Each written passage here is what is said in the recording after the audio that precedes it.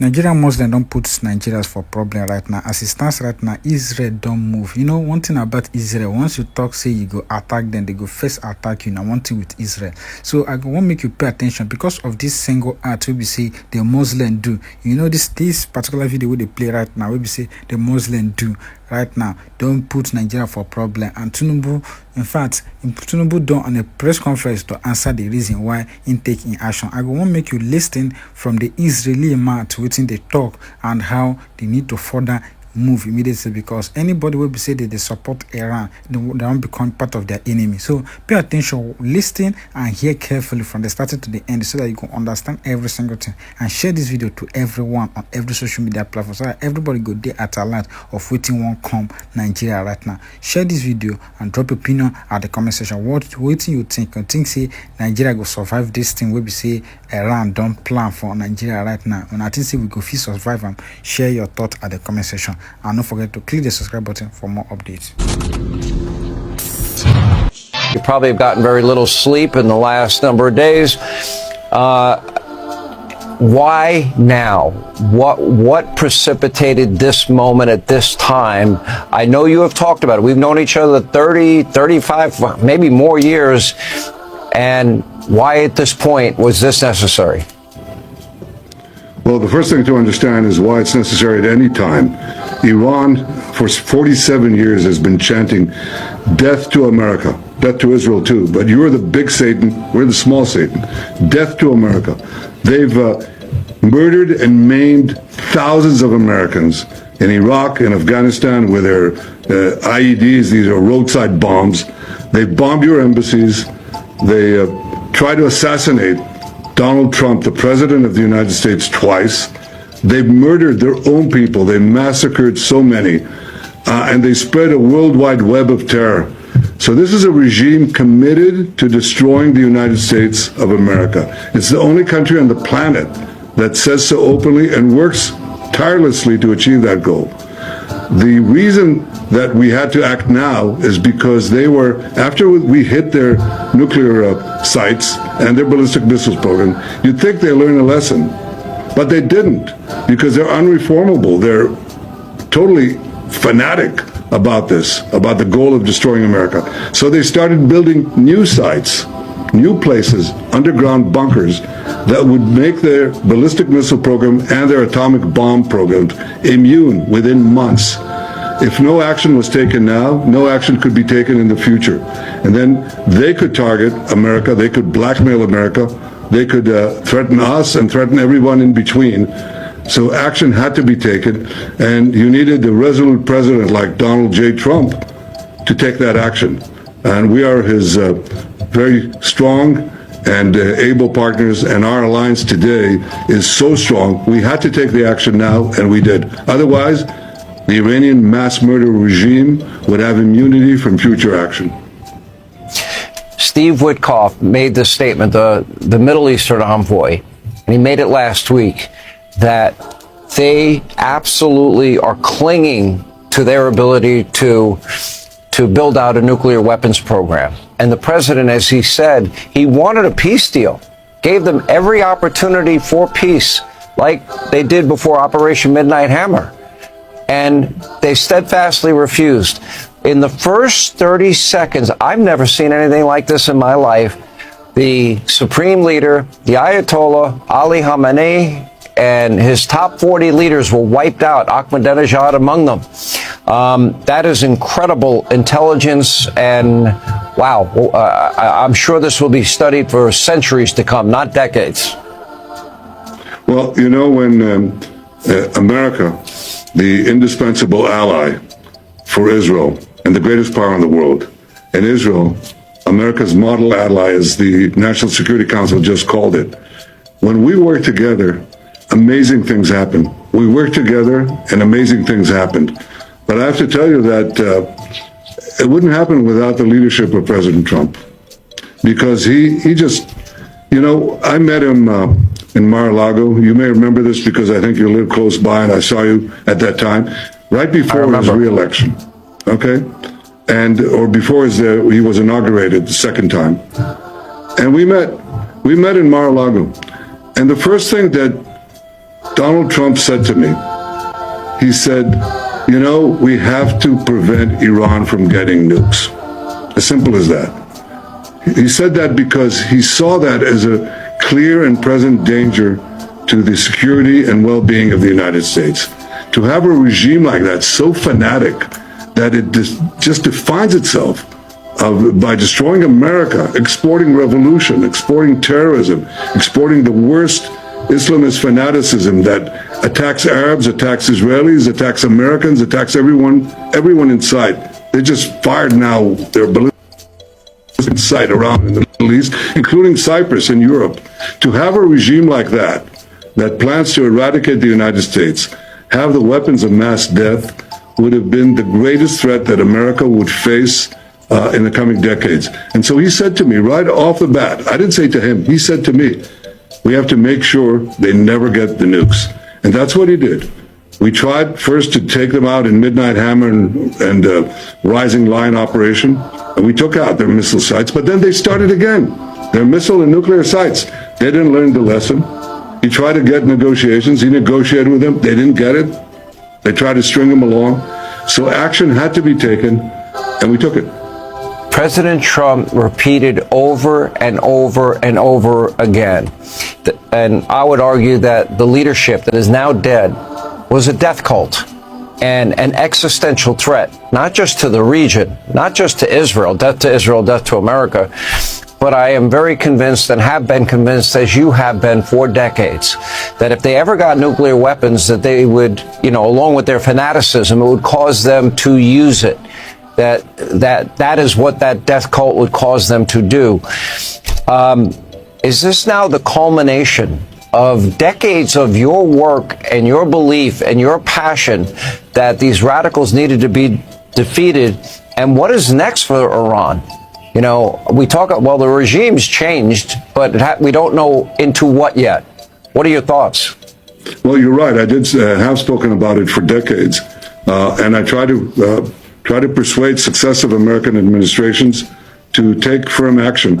And President Trump in his first term did. He got out of the disastrous Iran deal right off the bat. And he did everything he could to prevent them from going into the nuclear program that they seek to build atomic bombs to threaten us and you, and ultimately to attack both of us and to destroy as much as they can, because this is what these people do. They basically are in the business of mass death, and you're right to call them a death cult. I worked with several presidents. I always appreciated the fact that we had, forthright discussions. Often we agreed, but often we didn't. We disagreed. And I appreciated that we kept the alliance going. But I want to tell you something. I'm not a youngster, so I've been around. There's never been a president like Donald J. Trump. His resoluteness, his decisiveness, his clarity of thinking, the way he gets right to the crux of things. It cuts through all the fluff, cuts through the chase, gets down to the main point, and it gets down to the main action that needs to be taken. And I think for Israel, and I think for the countries of the free world, let me tell you, I think for the world, we're very lucky to have him as the leader of the free world, and in fact, the leader of the world. He's brought America back to being the leader of the world, and it makes a huge difference. And I can tell, I'm talking to America's allies in the region, just one by one by one. And I can't quote from these conversations, but I can tell you they all share this, and they all say, thank God that Donald Trump is here. Thank God that the two of you are acting together to remove this threat, not only to you, but to us. And Iran today just bombed with these ballistic missiles, these weapons of mass death, these weapons of terror, they're terror weapons. They bombed all these countries. They bombed Cyprus, which is Europe. I've said it won't take very long. They're bombing us, then they'll bomb Europe, and when they develop the intercontinental ballistic missiles and the nuclear wars to fit on these ballistic missiles, they'll threaten you, and eventually they'll bomb you. This is what President Trump understood, and alone among U.S. presidents that I've worked with, he took action. And we're all very, very lucky that he did. I think that history will through the prism of history, he will be viewed very favorably by recognizing a threat. In the last century, you're a historian, Mr. Prime Minister, between Mao, China, Stalin, Russia, Hitler, Germany, Mussolini, fascism, Tojo, Japan, Pol Pot, the killing fields, estimated over 100 million human souls slaughtered in the name of some ism. Now we see the president and a prime minister partnering together to stop a threat before it emerges and becomes unstoppable, which I got to give you both so much credit for. It is transformational. It is consequential. I guess I want to look forward a little bit. We had in his first term the Abraham Accords. I know that there are countries in your region of the world that have been looking for a window of opportunity. I'm talking about the likes of Saudi Arabia and the UAE and Dubai and Egypt and Jordan, etc. Do you see a path to a long-lasting peace in the region, which we've not seen in forever? Yes, I do. In fact, I hear the people are saying we're going to have an endless war here. You're not going to have an endless war, because we are at this point that we've been, and Iran, this terror regime in Iran is the weakest point that it's been here since it hijacked Iran from the brave Iranian people 47 years ago. So this is going to be a quick and decisive action, and we're going to create the conditions first for the Iranian people to get control of their destiny, to form their own democratically elected government, which will make Iran a different Iran altogether, because Iran has been the main engine of war over these years. It's just 95% of all the problems you see in the Middle East are generated by Iran. And the worldwide terror network that they built is generated and orchestrated from Iran. So when you take away Iran, when you let the people of Iran have the opportunity to act, to liberate themselves, free themselves from the yoke of this terror machine, you get a different future. I think that will open up the way for many peace treaties with other Arab countries, with Muslim countries. I think it changes the world. Now, of course, it's up to the people of Iran in the final count to change the government. But we are creating, America and Israel together are creating the conditions for them to do so. I think that if we go through what we plan to do, I think it will create conditions for peace. This is not an endless war. This is, in fact, something that will usher in an era of peace that we haven't even dreamed of. The president said to the people of Iran, the hour of freedom is at hand. And, you've been asking America for years to do this, and now your window is here. Seize this moment. Don't let it pass. It might be the only opportunity you have in a generation, and I'm hopeful that that's true. In a conversation with Senator Lindsey Graham, he said to me that he believes that probably one of the key countries in all of this would be Saudi Arabia and MBS. Do you specifically see path there? A path for peace? Yeah, well, I think Saudi Arabia will have a lot to gain. I think all these countries around Iran are threatened by Iran. I think they want to see this regime go down, even if they don't publicly say that. They've just been targeted by Iran. So obviously, if Iran is removed, that's a great boon to Saudi Arabia, a great boon to these other countries. And I think peace between Israel and Saudi Arabia would be really possible, and probably very close once this thing happens. So this is a gateway for peace, for a broader peace, and I believe that we can achieve it. The most important thing to understand is that when we work together, President Trump and I, we achieved, in fact, 4 breakthroughs for peace. Brokered by President Trump, working together with me, we brought forward the Abraham Accords, which was 4 peace treaties with 4 Arab countries. And now, working together against Iran, we'll be able to bring many, many more peace treaties. So this is not an endless war. This is a gateway to peace. It's the exact opposite of what people are saying. Mr. Prime Minister, I think history will study this military effort and it'll be, as I said, be studied for centuries. But, you know, also you took out their air defense systems, their missile defense system, ballistic missile systems. You know, you got the 10 top guys in Hamas. You got Nasrallah, who'd been in power for 30 some odd years.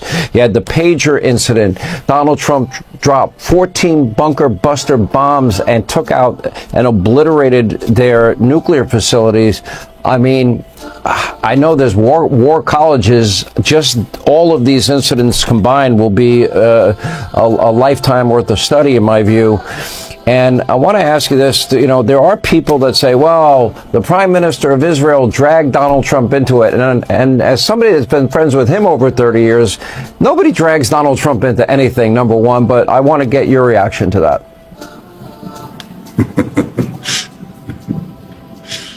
Well, you're right.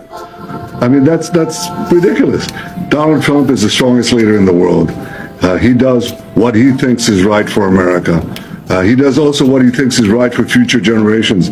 And frankly, we're partners in that effort because I've devoted my life to securing the life of the one and only Jewish state. And believe me, it's been a struggle. I've known the pangs of war. I lost a brother in war and in battle. I myself fought terrorists and was wounded in liberating hostages from a hijacked plane. I held a fellow soldier in my arms when I was 18, and he died in my arms. I know the cost of war, but I know sometimes that war is necessary to protect us from the people who would destroy us. And that's what free societies have to understand. Freedom is precious, but it has to be protected. And we have to understand that we're fighting here. We're fighting here the bad guys. We're the good guys. These people massacred their own people. Imagine what they would do, these people who chant death to America, if they had the ballistic missiles and the nuclear warheads to deliver to every American city.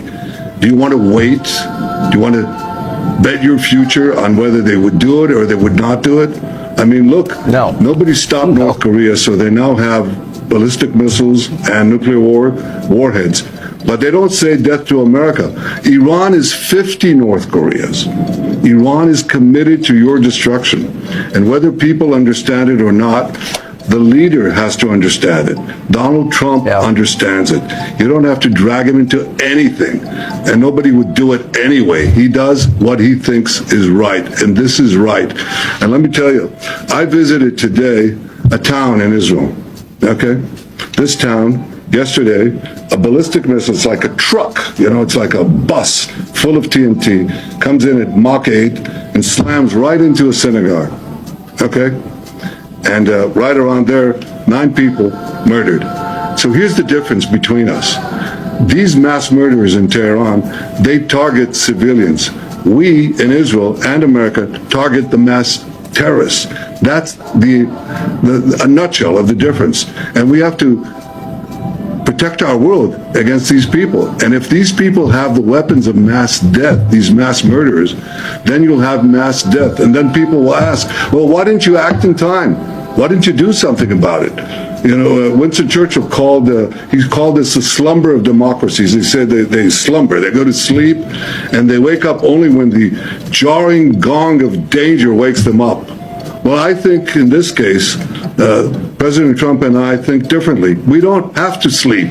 We don't have to slumber. We don't have to look askance, look aside and say there is no danger. There is great danger, and it's time to act. The good guys need to act early enough. And there are those leaders, so-called leaders, who don't see it. And they just sit back and they say, oh, well, it's a terrible thing. No, it's not a terrible thing. To protect humanity, to protect America, to protect Israel, to protect the free world from this theological thuggery, these fanatics who don't care, who just export death, mass death everywhere, build terror armies to strangle the people of Lebanon and the people of Gaza and the people of other people. That's what they do. So to act against them is not a bad thing, it's a good thing. And it's high time that the people of free societies understood that they have to act to protect their freedom and our way of life. We're fighting barbarians. Israel is at the front line of this battle against barbarism. And America under President Trump has entered this fight to protect our civilization and to protect our common future.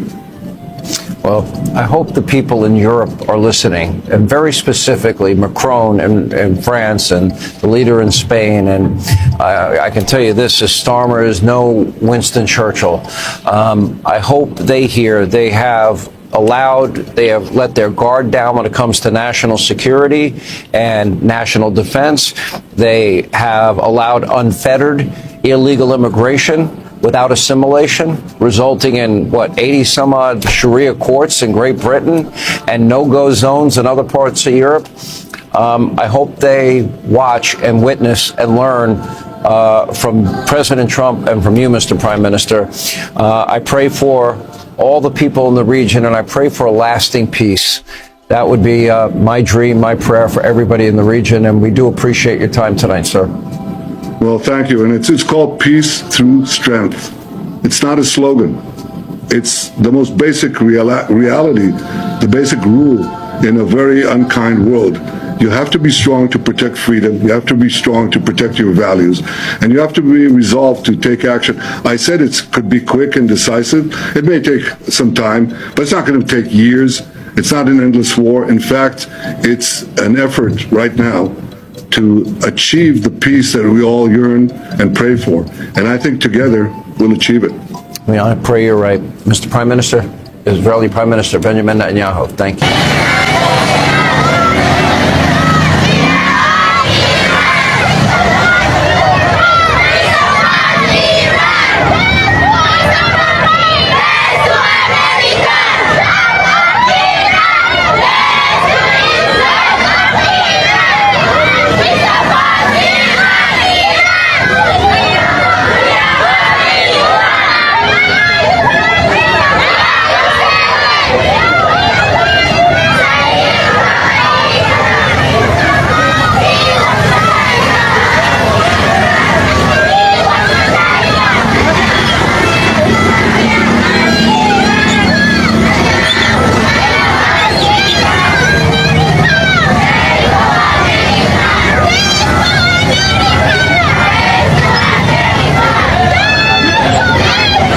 Wetin una think about this thing wey the northern Muslim they do right now? Una think say na selfishness, or una think say na ignorant they cause am, or una think say they know, in fact they decide to know. But wetin una think about this attitude wey we say they portray right now, the way they talk about Israel and Nigeria? Una think say they know wetin they do, or na because of they blindfolded by religion? Wetin una think? I go want make una share una thoughts at the comment section, because sometimes the thing could even confuse me.